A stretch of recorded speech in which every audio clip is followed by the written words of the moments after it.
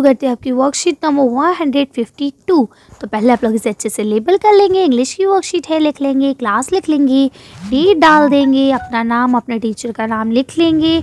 चलिए तो देखते हैं आज इस वर्कशीट पे हमें क्या पढ़ना है। तो जैसा कि आप लोग देख पा रहे हैं, यहाँ पे आज कुछ एक तस्वीर बनी हुई है। पता है ये तस्वीर किसकी है? जल्दी से बताइए। चलिए मैं बता देती हूँ, ये है सुभाष चंद्र बोस जी की तस्वीर। ठीक है, ये कौन थे? ये हमारे फ्रीडम फाइटर थे। तो इनकी जो जन्मदिन था वो 23 जनवरी 1897 था। ठीक है, यानी कि 23 जनवरी तो आज है। ठीक है, तो इसका मतलब ये है कि आज इनका जन्म दिवस है। ठीक, तो इनके जन्म दिवस पे हम इनकी एक कोटेशन पहले पढ़ते हैं। तो क्या लिखा है? One individual may die for an idea, यानी एक आदमी, एक अकेला आदमी किसी एक आइडिया के लिए मर सकता है। अगर उसे कोई एक आइडिया दिया जाए तो हो सकता है वो मार दिया जाए या मर जाए उसे पूरा करते करते, बट लेकिन that idea will after his death, यानी वही आइडिया उसके मरने के बाद इंक्रीज इटसेल्फ इन 1000 स्लीव्स, यानी कि उसके मरने के बाद वही आइडिया हज़ारों लोगों में जन्म देता है। फिर आप उसे कैसे मारेंगे? दरअसल ये कोटेशन उन्होंने उस वक्त कही थी जब हिंदुस्तान में अंग्रेज़ों की हुकूमत थी पूरी तरह से, और अगर कोई हिंदुस्तान अंग्रेज़ों के ख़िलाफ़ कोई बोलता था कुछ तो अंग्रेज़ों से मार दिया करते थे। तो उसी बात पे ये कहते हैं कि आप एक को मार सकते हो, लेकिन अगर आपको आप सोचो कि आप एक को मार दोगे तो शांति हो जाएगी, तो ऐसा बिल्कुल नहीं होगा। एक को मारने पर आपको हज़ारों का सामना करना पड़ेगा। ठीक है, चलिए तो अब थोड़ा सा हम सुभाष चंद्र बोस जी के बारे में जान लेते हैं। तो डू यू नो, क्या आप जानते हैं today is 23 January a day celebrated to make the birthday of Subhash Chandra Bose, यानी आज का दिन हम लोग सुभाष चंद्र बोस जी के बर्थडे के रूप में मनाते हैं। He was a great nationalist who motivate Indians with the famous slogan जय हिंद, यानी वो हिंदुस्तान बहुत पक्के देशभक्त थे, बहुत बड़े देशभक्त थे। इसके अलावा उन्होंने अपने स्लोगन जय हिंद से हिंदुस्तानी बहुत सारे लोगों को मोटिवेट किया था कि भाई आप हिंदुस्तानी हो, हिंदुस्तान के साथ रहो और अंग्रेज़ों के ख़िलाफ़ जंग करो। ठीक है, Subhash Chandra Bose inspire million of youth to join the struggle for independence in India, यानी उन्होंने, यूथ माने होता है नौजवान, उन्होंने लाखों नौजवानों को मोटिवेट किया कि भाई, मोटिवेट करने का मतलब होता है उत्साहित करना, प्रोत्साहित करना कि भाई आप लोग जो है हिंदुस्तान को आज़ाद कराने में भाग लीजिए। ठीक है, यानी हिंदुस्तान को आज़ाद कराने में पार्टिसिपेट कीजिए। People cross India celebrate this day to honour Netaji as he is fondly called, यानी कि उनको हम प्यार से क्या कहते थे? नेताजी कहते थे सब लोग।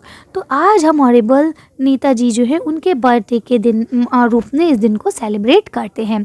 तो चलिए पढ़ते हैं। गुड मॉर्निंग मेरे प्यारे बच्चों, कैसे हैं आप सब? Hello dear students, you must have enjoy this story the mouse and the pencil. मैं उम्मीद करती हूँ आप लोगों ने the mouse and the pencil वाली स्टोरी को अच्छे से एंजॉय किया होगा। लिखा है the mouse cried out in terror on seeing the cat. Why was it so scared? तो अब इन्होंने कहा कि आपने उस पोएम को पढ़ा था लास्ट तक, जिसमें बिल्ली को देखकर चूहा डर गया था, रोने लगा था, है ना? Why was it so scared, यानी कि वो इतना ज़्यादा क्यों डरा, ऐसा क्या हो गया था जो वो बिल्ली को देखकर डर गया? तो चलिए इसका आंसर हम लोग लिखते हैं। तो देखिए, जैसा कि आप सब जानते हैं कि बिल्ली जो है वो चूहे को क्या करती है? खा लेती है, अपना निवाला बना लेती है ना?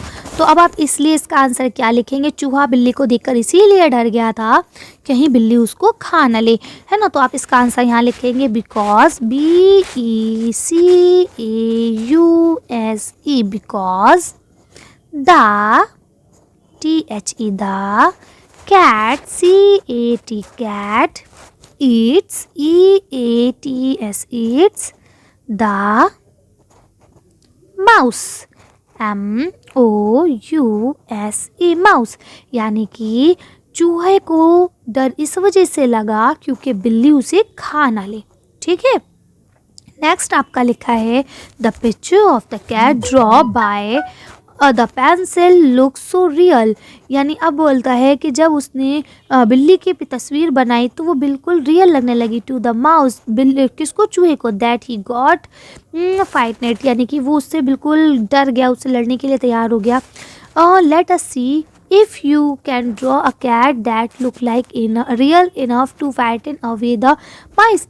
तो अब आपसे कह रहे हैं कि चलिए काम कीजिए, आप भी एक बिल्ली की तस्वीर बनाइए, ऐसी बनाइए जिसमें आपको मतलब चूहा देख के घबरा जाए कि सचमुच भैया ये तो रियल की बिल्ली है। ठीक है, तो यहाँ पे आपको एक कैट की पिक्चर बनानी है। तो चलिए हम लोग कैट की पिक्चर देख लेते हैं कि कैसी बनाएंगे हम। तो देखिए ये हमने आपके लिए गूगल से निकाल दी है कैट की एक तस्वीर। तो आप लोग इसको देख सकते हैं कितनी प्यारी सी कैट बनी हुई है। तो आप लोग अगर चाहे ऐसे अपने कॉपी पे बना लेंगे। तो चलिए आगे पढ़ते हैं हम लोग वर्कशीट को। अब यहाँ देखिए आपका अगला क्वेश्चन लिखा the pencil in the story use circle and triangle shape to make the picture of a cat, यानी कि इस कहानी में, इस पोएम में पेंसिल का इस्तेमाल जो किया गया था बिल्ली बनाने के लिए, उसके लिए ट्रायंगल और सर्कल शेप का इस्तेमाल किया गया था। We have also use the same shape to draw a few object, same इसी तरह से हमने ट्रायंगल और सर्कल का इस्तेमाल किया कुछ और ऑब्जेक्ट्स बनाने में। फ्यू माने होता है कुछ, ऑब्जेक्ट माने होता है चीज़ें, कुछ और चीज़ों के बनाने के लिए भी हमने यही दो सेम शेप का इस्तेमाल किया।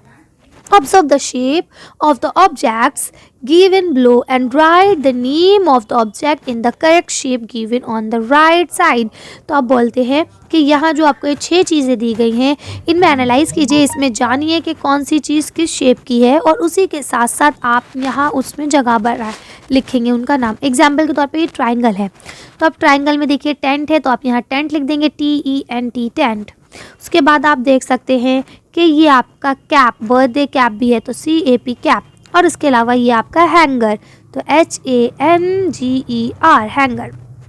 ठीक है, तो इस तरह से आप इसे लिख देंगे। अब आता है सर्कल, तो आप देख सकते हैं टायर आपका सर्कल शेप का है, TYRE टायर। क्लॉक यानी घड़ी आपकी सर्कल शेप की है तो CLOCK क्लॉक।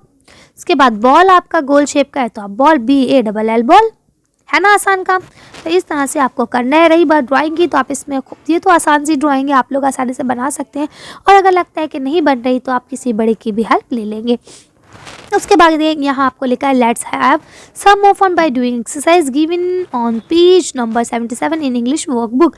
अब इंग्लिश वर्कबुक जो आपको मिली है उसके पेज नंबर 77 में आपको इसी तरह की और दी गई हैं, आप अगर करना चाहें तो कर सकते हैं। यहाँ आपके टीचर्स को कहा गया है the teacher should reach out to the children for better understanding of the worksheet as per need, ज़रूरत के लिहाज से आपको अच्छे से वर्कशीट समझाएं। इसके अलावा आपके पेरेंट्स को कहा गया है कि बच्चों के साथ घर में मौजूद वस्तुओं से विभिन्न आकृतियाँ बनवाएं, यानी घर में आपके पास जो जो अलग अलग तरह के शेप्स है उनसे मिला के आप अलग अलग डिज़ाइंस बना सकते हैं।